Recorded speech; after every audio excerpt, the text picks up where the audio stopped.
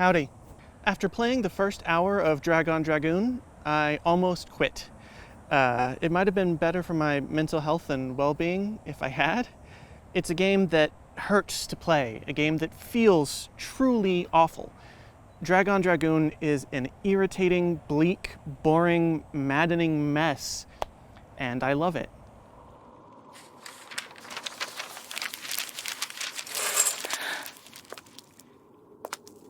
Kimasu.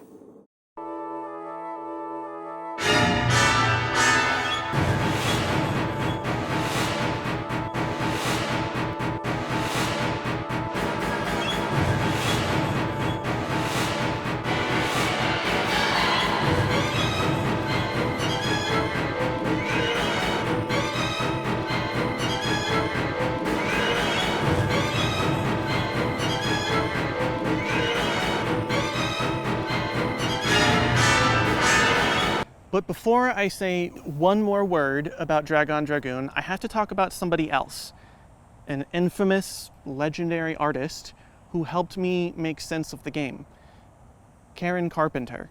Just like me, they long to be close to you. Okay, I know this is a tangent. I do. It's gonna matter in the end. Trust me, please. Please don't click away. Superstar, the Karen Carpenter story, is an avant-garde short film about the pop superstar Karen Carpenter's battle with anorexia, reenacted primarily with custom Barbie dolls. What are you doing with these? Oh, God, I'm so sleepy. How many laxatives did you take? Oh, I don't remember. What are you trying to do? Ruin both our careers? Jeez. Now get up.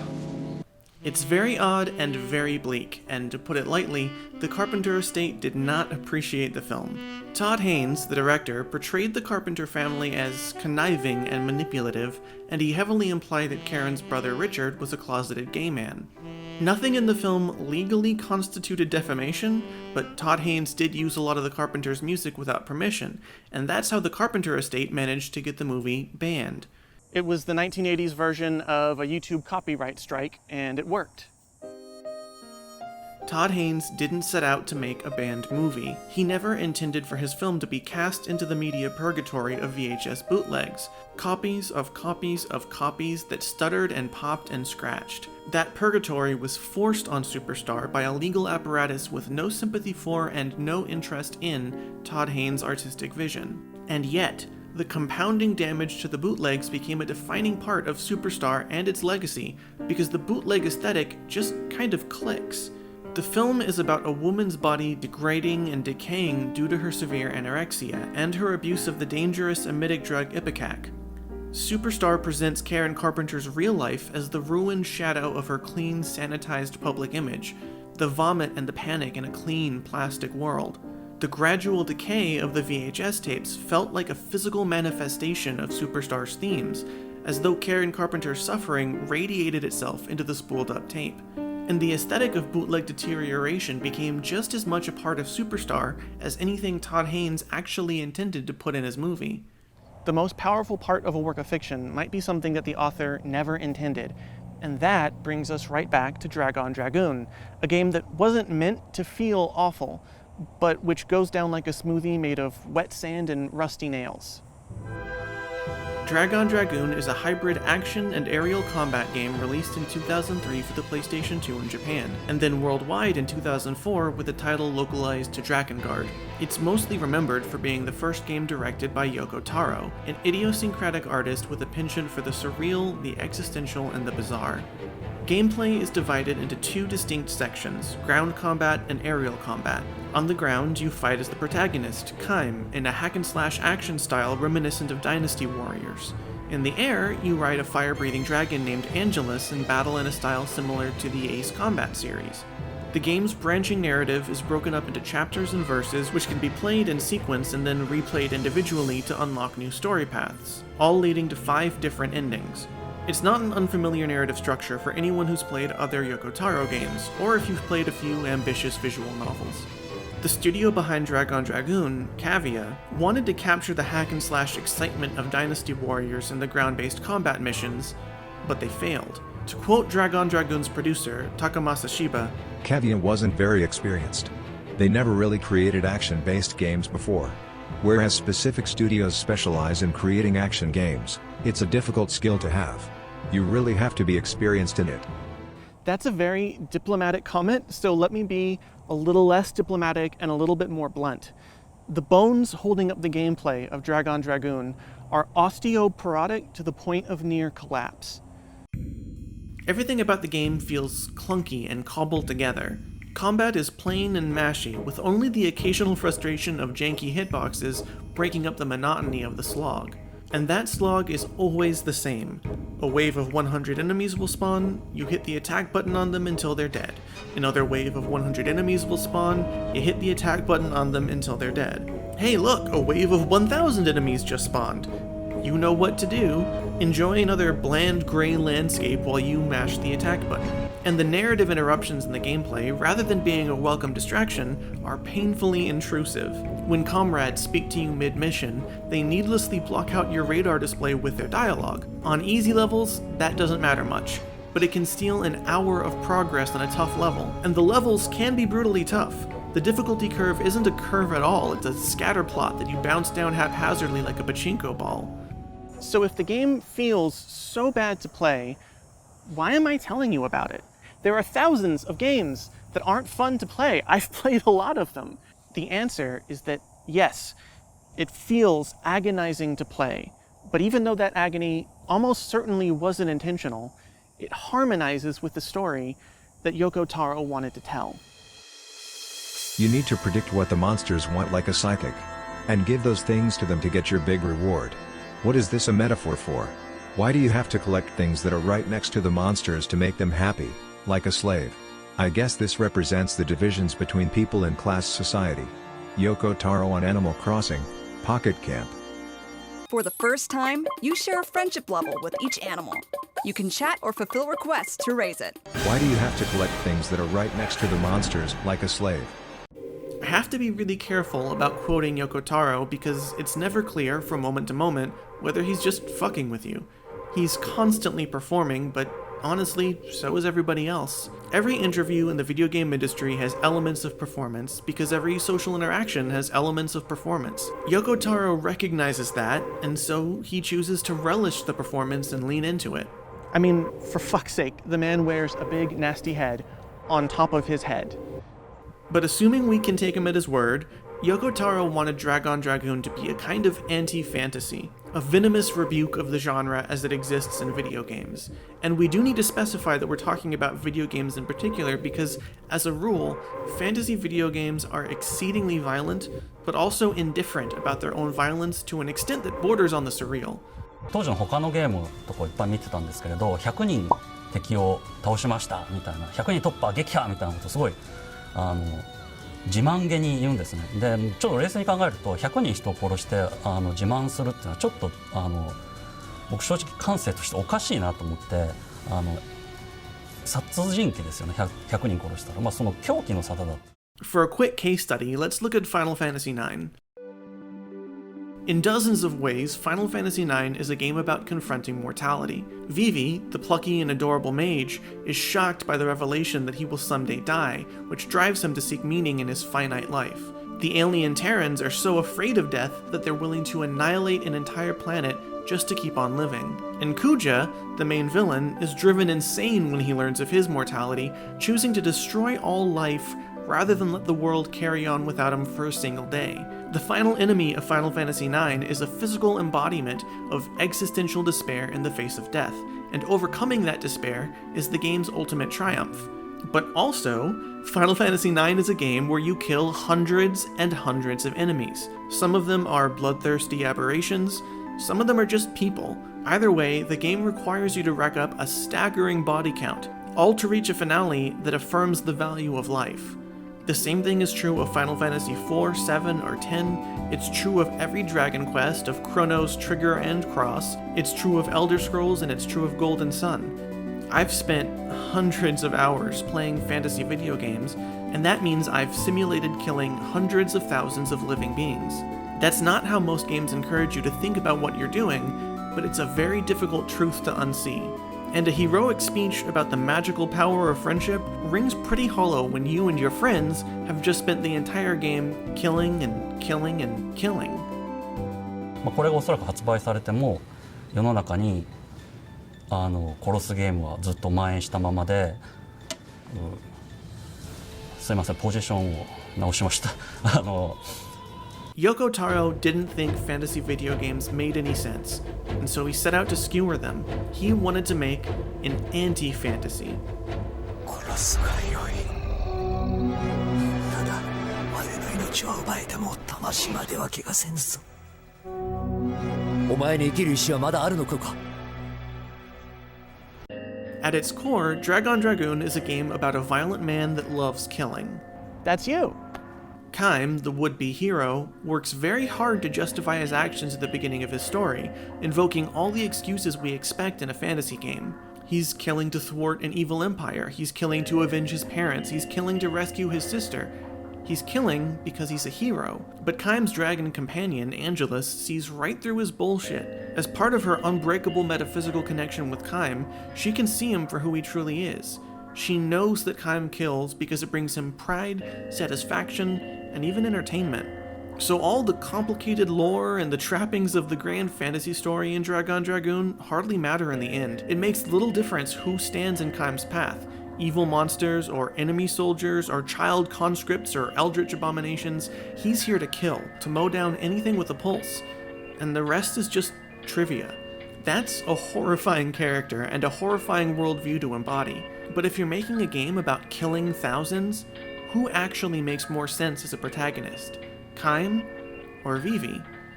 That's the central idea that Yoko Taro is trying to get across in Dragoon. In the game's bloodthirsty protagonist, he is accurately embodying, and therefore brutally indicting, how fantasy video games actually work. That's what I mean when I call this game an anti-fantasy. And it's perfectly fitting in myriad interlinked ways that an anti-fantasy story should be paired with anti-fun gameplay.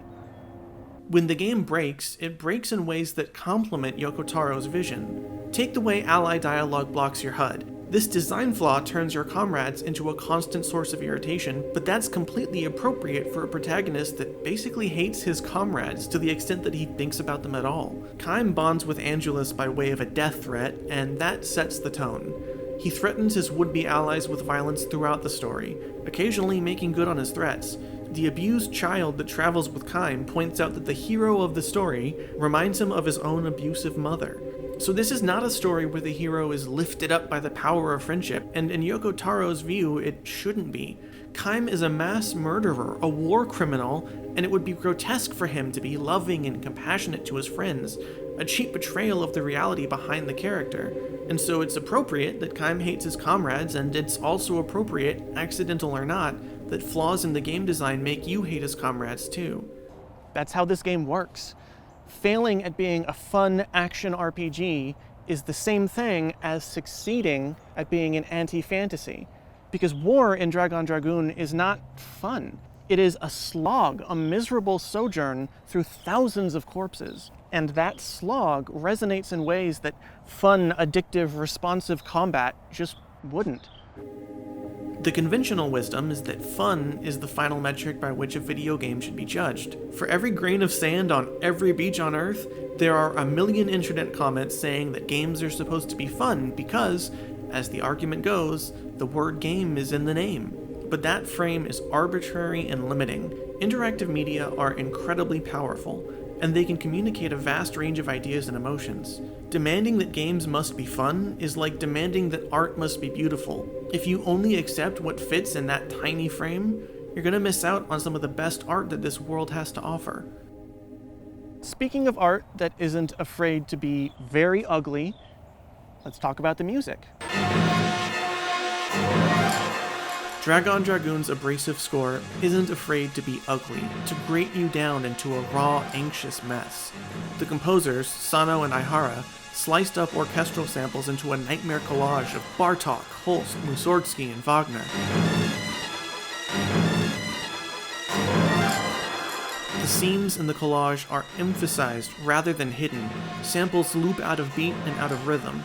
String instruments produce abbreviated shrieks that are physically impossible in real life. Over time, the effect is numbing and deadening. By the time the haunting Sukiru played during Ending B, the low throb of anxiety was ambient as room tone to my ears. I only heard the plaintive beauty of the vocals.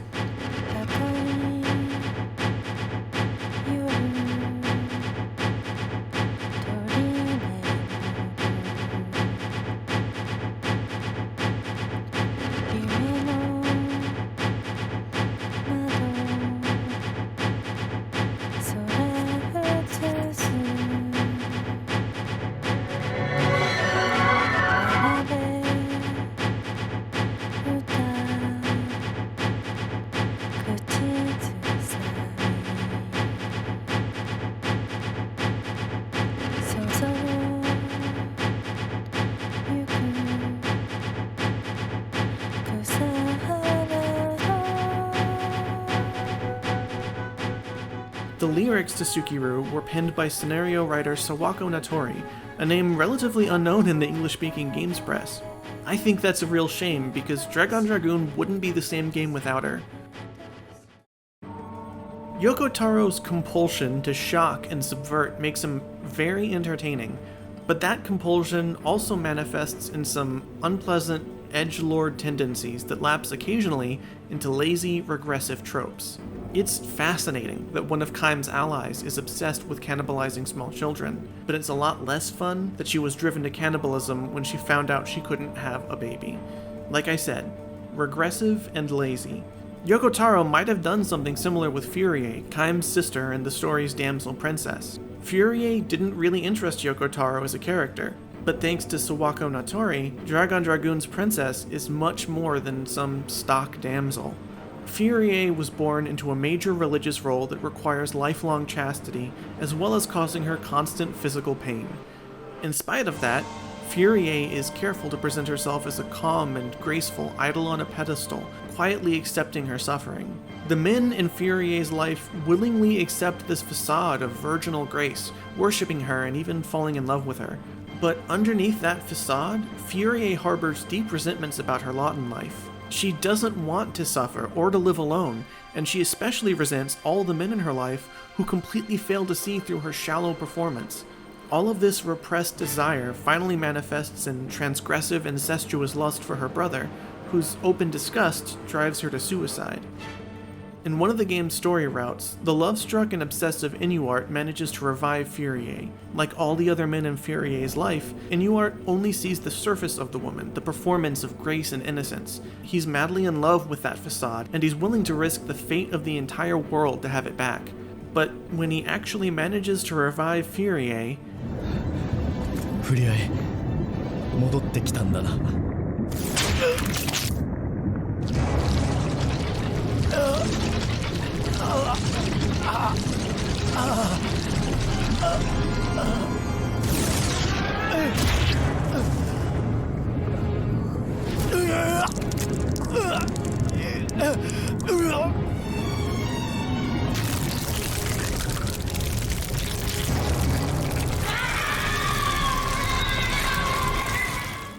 And that's how you get to Ending B, the ending where Sukiru plays. Thanks to Sawako Natori, Furie is more than a plot device.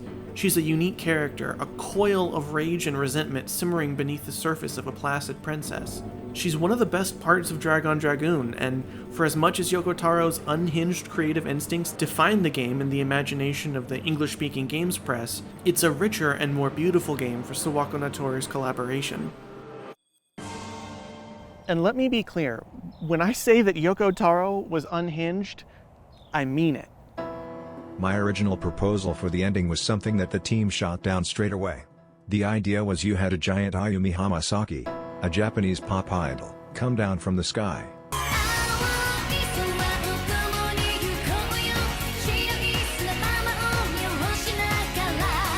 And then you had a singing contest with her to decide the fate of the universe.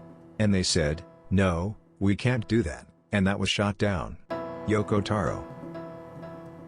We didn't get Ayumi Hamasaki, but we did get cannibal moms, cannibal babies, and an inexplicable rhythm game that's canon for the Nier series.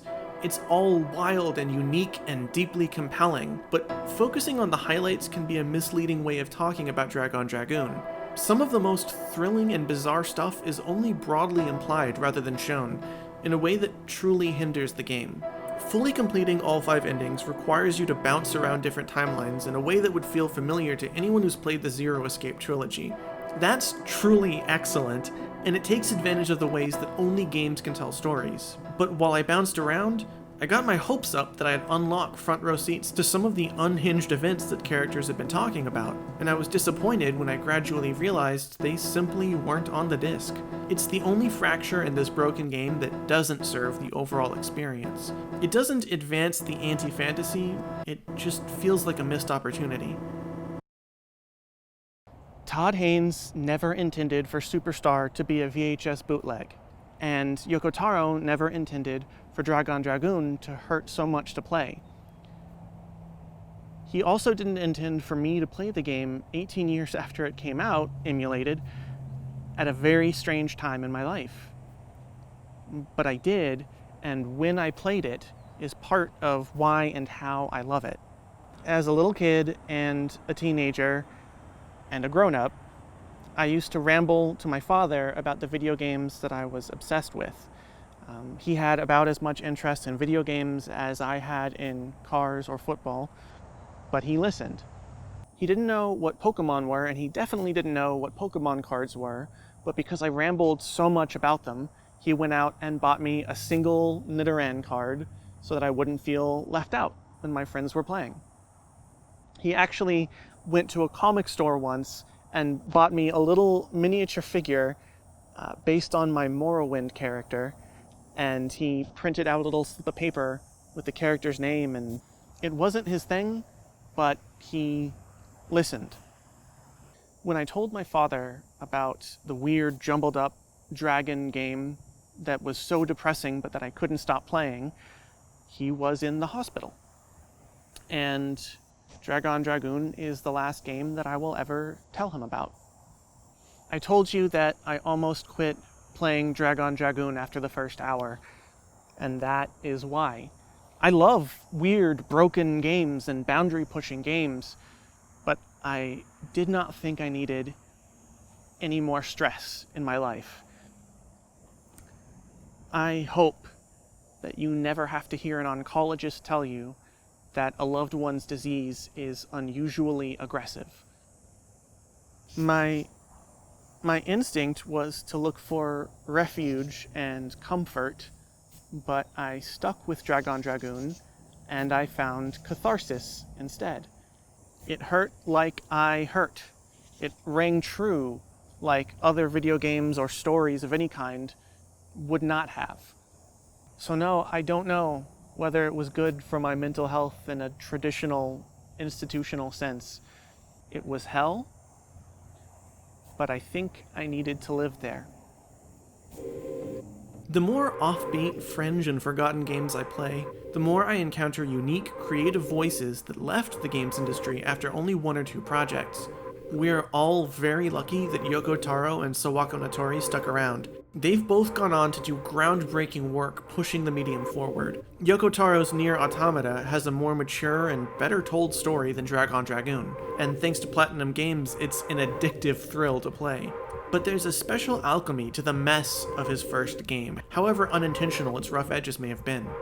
No modern AAA studio would deliberately break their games in the ways Dragoon is broken, and I hope someday that changes. Those broken mechanics reveal something bleak about the fantasy genre that creators usually work very hard to conceal. It honestly hurts to see it once you see it, and you can't unsee it. But if I had the choice to go back, I wouldn't. Alright, that is more than enough out of me, and my ROMs aren't going to play themselves, so I'm getting the fuck out of here and away from this bright thing. I'm going back indoors. Yoko Taro, is there anything you want to add? っていう世界は全くこの僕がゲームを作り始めてから10年変わらなかった。もう結論を言えば10年間ゲームを作ってそういうその壁をこう当たり前と思わずに世界をちょっとなんか変革を起こしてほしいと僕はすごく思ってるんですね。それでは。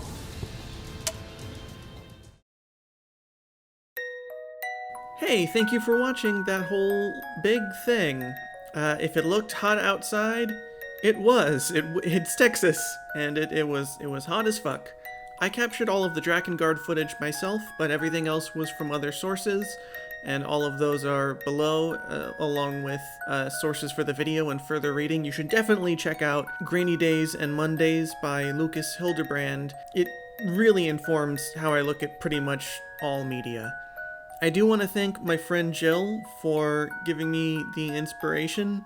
I'm going to link to her in the description. And I want to thank my friend Jera, because he gave me a bunch of audio equipment, and you need that. I'm pretty sure my next video is going to be about triangle strategy and unbearable choices in video games.